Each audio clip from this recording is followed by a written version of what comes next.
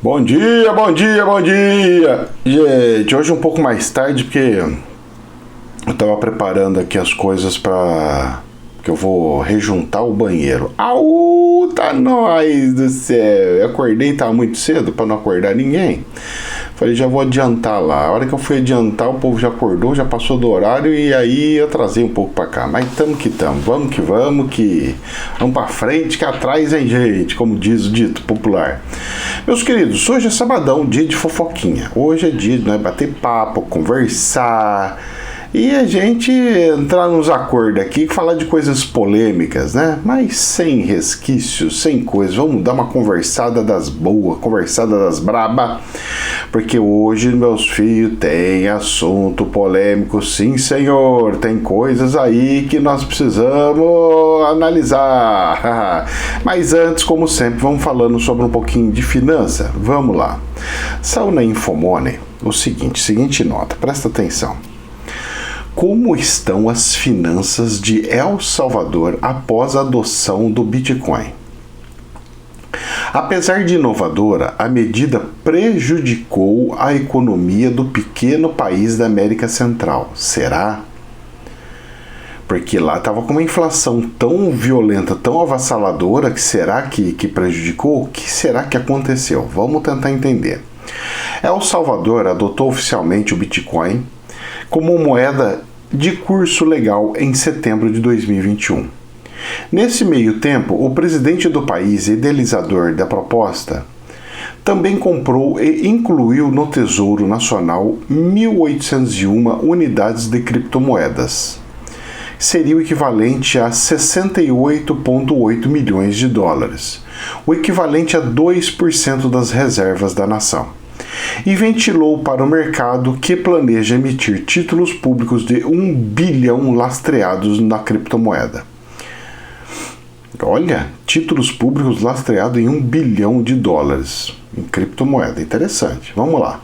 Com essas medidas ousadas e inéditas, o mandatário disse que queria atrair o interesse de investidores internacionais e dar assistência à população sem acesso aos serviços bancários. Mas, cara, o Bitcoin, ele precisa de computador, ele precisa de internet e precisa de segurança cibernética. Mas vamos lá. Vamos ver aonde vai chegar isso daí. O povo gosta, rapaz. Tem gente que acredita mesmo nessas moedas virtual. Eu não. Moeda digital é uma coisa, virtual eu tô fora. A realidade, pelo menos por enquanto, passou longe da expectativa do político e ainda colocou em risco as finanças do país. Tanto é que o FMI falou, vocês têm que sair fora disso, vocês não saírem fora disso, vai dar problema com nós aqui. Vamos entender, eu quero pra vocês entenderem, porque como está previsto uma moeda mundial, de certo ela vai ter que ser digitalizada, senão não vai ter como, só em papel não vai. Por isso que eu estou prezando isso daqui, lendo um pouquinho com vocês para a gente fazer algumas análises, tá? Desde que colocou a primeira criptomoeda no mundo no centro da economia, El Salvador, que também tem o dólar como moeda oficial, recebeu críticas de pesos pesados da economia global como o Fundo Monetário Internacional, FMI, e viu seus bonds, os seus títulos e avaliações de riscos desabarem. Ou seja, não ia conseguir vender título para ninguém. Isso não seria um problema se o pequeno país com cerca de 6 milhões e meio de habitantes fizesse parte de um mundo paralelo com um metaverso privado e não dependesse de recursos externos para se manter em pé e pagar as contas, que não é o caso. Então o que ele está falando? Se o país não dependesse de ninguém, tivesse autossuficiência, o problema é deles. Eles estão entre lá, o mundinho deles, o metaverso, que nem eles falaram, o mundo interno, o mundo virtual deles, o metaverso. Só que o mundo, ele sai dessa parte virtualizada e vem para a realidade. E a realidade é, eu preciso comprar o trigo do Brasil, só que para comprar o trigo do Brasil eles não aceitam o Bitcoin, eles só aceitam o dólar. E o outro também não aceita o Bitcoin, só aceita o dólar, e assim por diante. Porque as empresas não aceitam. O que ele conseguiria comprar com moeda virtual? Carro da Tesla? Só se for. Fora isso, eu desconheço o que ele poderia fazer. Porque é o único que parece estar aceitando moeda virtual. Mas ninguém está aceitando. Até alguns lugares, quando começou, eu vou colocar aqui no meu comércio, eu vou colocar e depois também sumiu. Então, o que acontece, gente? Esse exercício que foi feito, ele, por mais que possa ser absurdo, eu vi como um ótimo teste, um excelente treinamento para implantação de fato de uma moeda única. Porque ela só funcionaria quando se tivesse muitos países que conseguissem suprir pelo menos 80% de todas as necessidades. Como assim? Vamos lá, um exemplo. O Brasil é um que teria que entrar na moeda mundial, porque se ele não entrasse, ele ia dar problema pro resto do planeta. Como assim? Não, se todos os planetas tivessem, alguns países tivessem moeda virtual e o Brasil chega fazendo, não quero isso. Como ia fazer? Eu ia ter que pegar e falar, não, tudo bem, eu aceito a moeda virtual, depois eu tento vender em alguma outra coisa. E o preço ia ter que começar a subir, porque não ia conseguir transformar o dinheiro. O brasileiro não ia querer receber em moeda virtual. Ele fala, não, eu quero em real, eu quero em dólar. E não em moeda virtual. E aí esse fazendeiro não ia conseguir depositar no banco porque não aceita, também não ia... Então ia ficar aquela muvuca. Beleza. E se ao contrário, o Brasil está no meio, ele pode chegar e falar assim, não, a minha moeda é tal, você tem que converter em moeda virtual para você me pagar, senão eu não consigo. E aí ia ter algum país ou outro que não ia querer, ia falar, não posso, mas então essas são algumas dificuldades para a implantação de uma moeda mundial.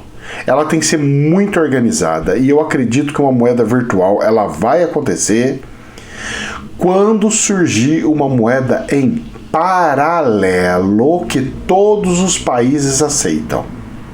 Então a digitalização de todas as moedas pode ser o prenúncio de fato dessa globalização das moedas. A digitalização. E ela fazer a conversão automática via sistema, como se fosse um grande leilão mundial. Aí a coisa eu acho que fica um pouco melhor e muda bem, hein? Aí fica diferente a coisa, hein? Vamos lá. Tem mais? Tem mais. Vamos lá. Infomoney. A aposta de Wall Street para a China em 2022 já está dando errado. Ué, mas Wall Street, os Estados Unidos, a Bolsa Americana, estava apostando na China? Olha só que interessante. Está vendo como é que é a coisa? Os países brigam, mas os investidores, eles não têm fronteiras. Eles não têm língua. Essa é o tchan do negócio do mercado financeiro. E como o mercado financeiro não tem língua, não tem divisa, é através do mercado financeiro que vai nascer um governo mundial. Porque não tem limite. Pois é. Ainda é janeiro, mas perdas cada vez maiores estão testando a capacidade das autoridades em Pequim de apoiar os mercados. Vamos lá, o que aconteceu? Essa aposta não deu tão certo. As bolsas do continente entraram em território pessimista. No jargão do mercado, eles falam que é o nome Bear Market. Pela primeira vez, desde a guerra comercial iniciada sobre o ex-presidente americano Donald Trump, em Hong Kong, o mercado acionário teve a sua pior semana em 5 meses, com intensa movimentação de investidores que fazem vendas a descoberto. Como assim? O que é uma venda a descoberto? Aqui no Brasil fizeram compra a descoberto e lá estão fazendo vendas a descoberto. O que é? É vender pelo preço que tiver. Essa é a venda a descoberto. Quem quiser comprar, tá aqui, eu estou colocando. Vou vender o preço que tiver. E a coberto? Compra descoberto. Eu vou comprar o que tiver, que o preço que tiver. Quem te colocou para vender, eu vou comprar. Eles estão saindo de lá também? Mas, meu Deus do céu, saíram dos Estados Unidos, saíram estão saindo da China, vão entrar tudo no Brasil? Aí o Brasil fica uma bexiga tão gigante, a gente fica achando que está tão lindo, tão maravilhoso, Aí as empresas começam a fazer um monte de empréstimo porque agora tem bastante dinheiro, elas estão valendo mais, então o banco pode emprestar mais. Depois eles murcham tudo e fica uma bomba autodestrutiva. Cara, eu não sei o que está acontecendo, mas se investidores estão saindo da China, é sinal de que vai dar muvuca para lá. Se estão saindo dos Estados Unidos, é porque vai dar muvuca para lá. Se estão saindo de um monte de outros lugares, é porque vão dar muvuca para os outros lugares. Agora, se estão entrando no Brasil, é porque estão falando assim, bom, vamos fazer toda a muvuca fora do país, toda a muvuca no planeta inteiro e deixa o Brasil sem mexer. É o que tudo está indicando. Mas será que o Brasil suporta todos os investidores do planeta aqui? Eu acho que não. Dá esse problema que eu falei da grande bolha acionária. Gente fica bilionária, fica, com certeza fica. Mas eu vou falar uma coisa para você. É peligroso. Porque, que nem eu falei, numa guerra, todos afundam, não é um ou outro. Todos afundam. Vamos ver as cenas do próximo capítulo, porque a coisa não tá tão bonita assim não. Vamos lá. BBC News. Mesmo porque a coisa está tão feia, por mais que você pode falar que tem investidor que está apoiando a China, tem investidor, eles não estão apoiando a China, eles não estão apoiando a Rússia, eles não estão apoiando o comunismo, eles não gostam do comunismo. Tanto é que eles apoiam a China depois que ela ficou capitalista, ficou China comunocapitalista. Ela mudou, ela virou comunismo social e capitalismo de mercado. Ela deixou só o comunismo para a parte social e lascou o capitalismo para o resto. Entendeu? São coisas, fez adaptação. Deu certo? Claro que deu certo. Olha como que ela cresceu. Mas vamos lá, vamos acompanhando as cenas do próximo capítulo. BBC News. Estados Unidos dizem que Bolsonaro tem responsabilidade, entre aspas, ou seja, como sentido de dever, de confrontar Putin sobre a Ucrânia. O Jair Bolsonaro, ele marcou, faz tempo isso daí, antes até dessa muvuca brava, essa visita lá para a Rússia. E o presidente russo vai receber ele, cara, numa boa, como se fosse coisa normal, natural e tudo mais. Só que no meio dessa muvuca é melhor evitar. Sabe aquela coisa de evita? Não, o Bolsonaro vai lá e vai dar aquela cutucada. Eu sei que ele não vai falar que ele vai pro lado da Rússia porque ele é totalmente contra o comunismo. Mas ele também não vai falar que é totalmente a favor dos Estados Unidos porque ele também não gosta do Biden. Porque para ele o Biden é um cara que não tem, ele tem mais... Olha, eu vou falar para você o que eu acho que vai acontecer. Acho, quem acha não sabe, hein? Vamos lá, esse aqui é um chutômetro. Eu acho que o Bolsonaro vai fazer tipo de uma amizade com a Rússia, porque fazendo amizade com a Rússia, ele se dá bem vendendo carnes para lá, porque eles consomem muito carne.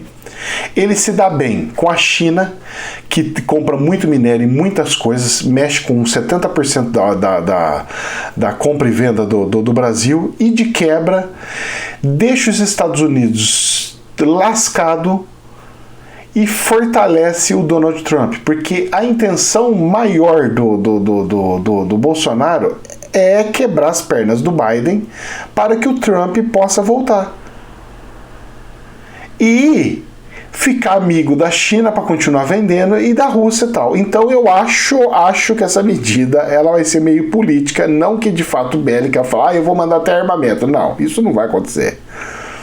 Não vai acontecer. Militar brasileiro não vai fazer isso de jeito nenhum. Mesmo porque se fizer um negócio, ele corre risco de alguém invadir aqui. De tamanha quantidade de comunismo que está tudo na nossa região. Mas eu acho que ele vai fazer essa jogada. Os americanos vão apertar firme, hein? Aí eles vão voltar a falar da Amazônia. E vamos ver, a coisa vai feder. Vamos lá, é duro isso aí, né? Os caras botam no rolo, sai fora do rolo. Eu evitaria. Eu saía, ficava quietinho pra depois ver o que faz. Mas cada um tem a sua inteligência. Eu não tenho a mesma inteligência militar que ele tem, né? De inteligência militar, ele e o pessoal dele entende. Eu não. Agora, social e política, aí já outros 500, hein, gente? Vamos lá, Infomoney. Lula diz que, em vez de pagar dividendos, a Petrobras deveria investir em refinarias. E as ações fecham em queda, caiu coisa assim de 4%. A minha preocupação não é com o acionista de Nova York, a minha preocupação é com o povo brasileiro, afirmou o presidente. Essa fala, sim. Então presta atenção numa coisa, presta atenção. Tem duas situações aí. A fala que o que ele falou aqui é algo bom? Sim. O Lula disse que, em vez de pagar dividendos, a Petrobras deveria investir em refinarias. E pode fazer isso. E muitas empresas fazem isso. E a Petrobras pode fazer isso. Só que ela tem uma lei, uma regra das bolsas de valores que obriga a pagar um mínimo de participação dos lucros. Então isso é regra, viu, gente? Não pode nenhuma empresa não pagar. Se teve lucro, tem que pagar para acionista. Tem, é regra. É lei. Ótimo. Mas pode pagar menos. Só o limite que é obrigatório. O resto pode reinvestir. Isso é um fato. Só que tem um detalhe. O governo do PT, aonde o Lula é o representante, pelo menos político, na época que eles estavam no poder, eles fizeram esses investimentos, mas lá na Bolívia, e deixaram tudo para eles. Eles fizeram esse investimento lá nos Estados Unidos comprando uma sucataiada, e aonde nós tivemos prejuízos gigantescos e ainda recebemos processos, a Petrobras recebeu processos milionários em cima disso. Agora, eu acionista, eu quero que ele volte a ficar brincando de comprar refinaria, como foi feito na época, que ele afundou a Petrobras, comprando lixo. Eu quero que ele pegue e vai lá gastar o nosso dinheiro, o dinheiro do brasileiro, com a Bolívia. Então, em vez dele falar isso, essas promessas, ele tinha que pegar e falar assim, olha, nós fizemos isso de errado e nós vamos ter que pegar de volta o nosso dinheiro, que foi para Venezuela, que foi para Bolívia, que foi lá para aquela usina que a Dilma arrumou lá o rolo lá dela, lá para fora. Então, é esses que são os problemas que está acontecendo, gente. E isso aí é muito delicado, não é...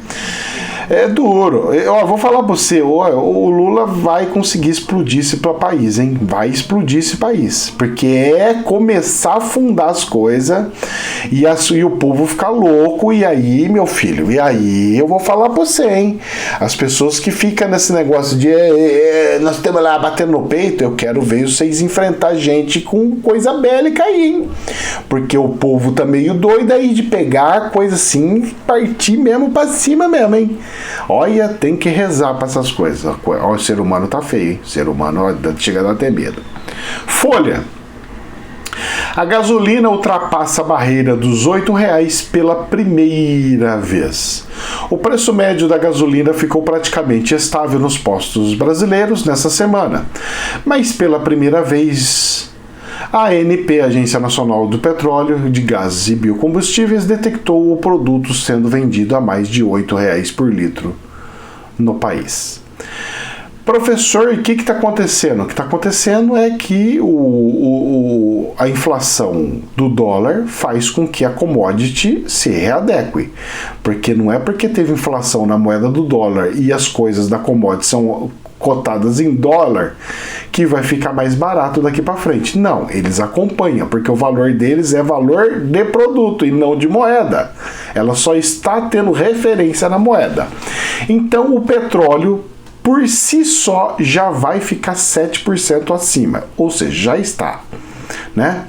Além disso, está tendo uma subida por causa desses conflitos lá fora. O gás ontem, por causa de Rússia, natural, subiu 46% em um dia. Eu não sei se já baixou, mas ontem, no início do dia, da virada de quinta para sexta, subiu 46%. Vocês têm noção disso? Subir 46% assim? Ó, o seu gás subiu 46%? Moço do céu, isso porque a Petrobras tinha que subir 50% e não conseguiu. Ou seja, 50% mais os 46% que deu do gás natural, subir 100%, dobrar o valor da conta do gás natural? E aí? E aí? E as indústrias, como é que faz? E todas as coisas. A bolsa faz assim, ó. É que não está chegando aqui. A Petrobras está segurando no peito. Eu não sei nem como é que os acionistas estão felizes segurando ali. Porque era para os acionistas ficar tudo desesperado. Cara, vocês podem achar que a gasolina tá cara, e tá cara mesmo, mas é o seguinte, é por causa da inflação também. Só que tem um detalhe, podia estar pior. Será, professor? Podia estar pior. Se fosse um governo popular, mais populista, porque o Bolsonaro virou populista, mas eu estou falando populista da esquerda, essa gasolina aqui era para estar em torno de uns 14 quanto? 14, e com os processos que eles iam fazer, ela ia mais ou menos para uns 16 reais. Então ia ser assim, 16 reais o litro da gasolina, e para as pessoas pobrezinhas 5 reais. Porque eles gostam de fazer isso, né? Tirar de um lado e botar para o outro, falar, eu tô ajudando os pobres. E aí o resto se lasca e a classe média se afunda e a economia afunda de uma forma que vocês não têm noção. Eu tô achando que o Lula não vai entrar, não. Dessa maneira que ele tá indo, batendo na economia dessa forma, os investidores fortes, pesados, não vão deixar. Não vão deixar. Nem se for para sair todo o dinheiro da China, todo o dinheiro dos Estados Unidos e vir para o Brasil e fazer o governo do Bolsonaro ser o melhor do planeta nesses últimos 6 meses. Nem se for para baixar o dólar, eles jogar o dinheiro aqui, deixar parado aqui, socar o dólar aqui, só para fazer o real valorizar para quase R$1. Eles fazem isso, porque quem manda é a economia. E a economia quer ganhar dinheiro e quer continuar ganhando dinheiro. Quando vem a governo que vem fazer coisa e mexer com a economia, filho, você pode ter certeza que os caras vão dar o porradão deles. Agora, nessas coisas de obrigação, essas coisas, olha só o que está acontecendo. Coisas do governo do estado, né? Governo do estado, aqui ele gosta disso, né? Obrigar as pessoas, né? Olha só. Estadão. Rodoanel Norte terá cobrança por quilômetro rodado sem pedágios. Ou seja, você não vai poder andar no Rodoanel Norte se você não tiver o ticketzinho para você pagar por quilômetro. Só vai funcionar se for por quilômetro, porque se não for por quilômetro eles não vão deixar. Vocês estão entendendo ou não? E aí? E como é que faz?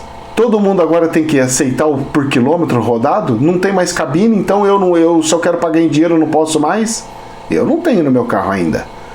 E não quero ter, gente. Eu não queria ter porque eu não viajo, eu não fico andando em shopping. Quando eu vou em shopping eu ainda pego coisa para ter isenção. Só que às vezes dá, às vezes não.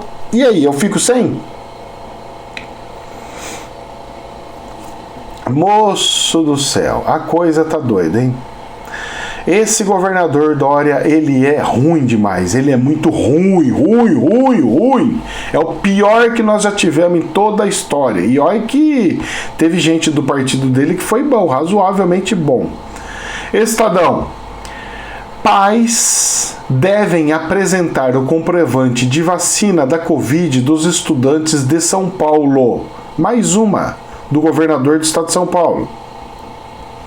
O comprovante de vacinação completa contra a Covid-19 deverá ser apresentada pelos responsáveis de estudantes da rede estadual de ensino de São Paulo a partir do segundo bimestre. Alunos que não receberam as 2 doses não serão impedidos de frequentar as aulas ou efetuar matrículas nas instituições de ensino. Mas, olha só, caso a documentação não seja apresentada pelos responsáveis em um prazo de 60 dias, a situação será comunicada imediatamente ao Conselho Tutelar, ao Ministério Público e às autoridades sanitárias. Olha só, eu andei escutando de um pessoal da esquerda, que era assim, o pessoal deles assim, da esquerda, eles tudo festejando e eles comentando, e eu só olhando, escutando a barbaridade que eles estão falando. Olha só a cabeça deles, hein, pra vocês verem. De alguns, eu não tô falando de todos, não. É porque o que eu vi foi uma fração. Mas se tem essa fração aqui, fique esperto que pode sair a fração para outro lugar. O que eu escutei, tô vendendo peixe do jeito que é, não significa que é verdade absoluta, é fofoca. Hein? Eles pegaram e falaram assim: quando a gente pegar e fizer obrigar eles a mandar tudo pro Conselho Tutelar, o que nós vamos fazer? Quando a criança ficar doente e nós detectarmos que ela ficou doente do corona, nós vamos pegar e abrir um processo do Conselho Tutelar para os pais fazer psicologia, fazer tratamento mental, vamos tratar eles como se fosse pai bom, não. E aí eles vão ser obrigados a fazer essas coisas assim, aí eles vão ter que trabalhar, vão ter que fazer tudo e não vai ter tempo, não vai conseguir, não vai querer fazer isso daí. Beleza. A segunda questão é, se uma dessas crianças nós temos que pegar e ficar de olho nas crianças que falecerem de corona que o pai não quis vacinar, porque essas daí a gente vai abrir um processo criminal e colocar o pai na cadeia, porque ele foi responsável como homicídio. Vocês estão entendendo a cabeça desse povo? O que eu escutei? Eu fiquei aterrorizado. E aí, se a cabeça deles pode ser isso, imagine se nesse meio desse povo tem gente da saúde, que ele pega e pergunta assim: oi, você tá doentinha, tá? Você tomou vacininha? Papai te deu vacininha? Não, papai não me deu, não. Ah, não! Ai, que bom! Filho, deixa ferrar tudo aí, vamos ver... Ó, eu vou falar pra você a maldade do ser humano, Deus queira que não aconteça um negócio desse. Mas pode... Não significa que vai, mas pode. E olha o perigo. Moço, eu quando fico vendo essas coisas e fico imaginando, porque isso é imaginação minha, né? Quando eu fico imaginando essas coisas, me chega a dar assim arrepio. Porque eu sei que o ser humano chega nesse grau de maldade para poder prejudicar o próximo. Porque se eu prejudicar esse povo, o pessoal do Bolsonaro vai tudo, vai ter que ficar curvado diante de mim. Eles têm prazer nisso. O maior prazer que esse povo tem é pegar e fazer com que os caras peguem esse joelho e falem: é isso aí, você tem que falar que eu que sou melhor, eu sou poderoso, eu que ganhei, eu que não sei o que. Rapaz, você acha que é brincadeira, né? E aí no meio disso tudo, saiu na Infomoney o seguinte: em live, o Moro revela ter recebido 3,6 milhões de reais do escritório Álvares e Marçal em 12 meses. E eu com dó do homem, rapaz. Falei, poxa, o cara perdeu o cargo de carreira dele, perdeu o emprego dele, puxa, que situação. Aí o cara pega e me ganha 3 milhões e 600 mil em um ano de trabalho. Cara, gente, desculpa, mas não dá mais, né, Moro? É difícil. Não, mas ele pode ganhar dinheiro dele, claro que ele pode. Só que ele foi contratado por quê? Porque ele é bonitinho? Ele foi contratado para fazer a engenharia reversa, cara. Justamente para defender o escritório, para fazer engenharia reversa, para fazer todos os trâmites, saber como é que anda, como é que não anda, como é que faz. Todo mundo que faz... Cara... Olha, me decepcionei. Bom, é mais um aí que tá manchado. E aí? Quem que eu tenho para candidatura? Ciro Gomes, o cara é totalmente malucão, filho. É um perigo esse homem. A gente não consegue ter controle dele. Se ele entra, ninguém tem controle. Ninguém consegue controlar esse homem, não. E eu não consigo saber o que ele vai fazer. Se vai ser bom, se vai ser ruim. É um risco muito grande. O Lula, Deus me livre. Tá voltando tudo. É a mesma coisa eu querer que volta todas as roubalheiras, todas as porcarias que tem.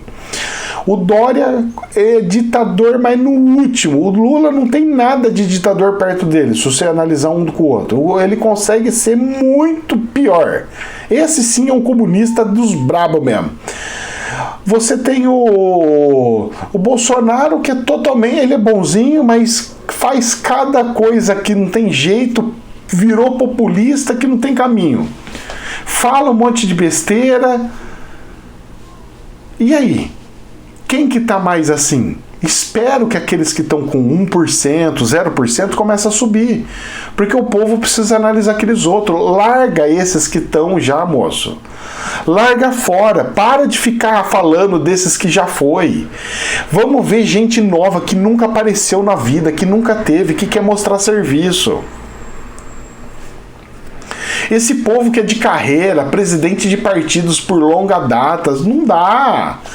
Vamos colocar gente que faz a coisa mandar. Vamos colocar gente que vai fazer a engrenagem funcionar. Sem essas guerras de um lado e de outro. Sem essas loucuras de ideologia. Sem esse autoritarismo de falar eu mando, o resto todo mundo tem que falar amém. Senão nós vamos se lascar, gente. É perigoso, é perigoso. Olha, que Deus nos abençoe.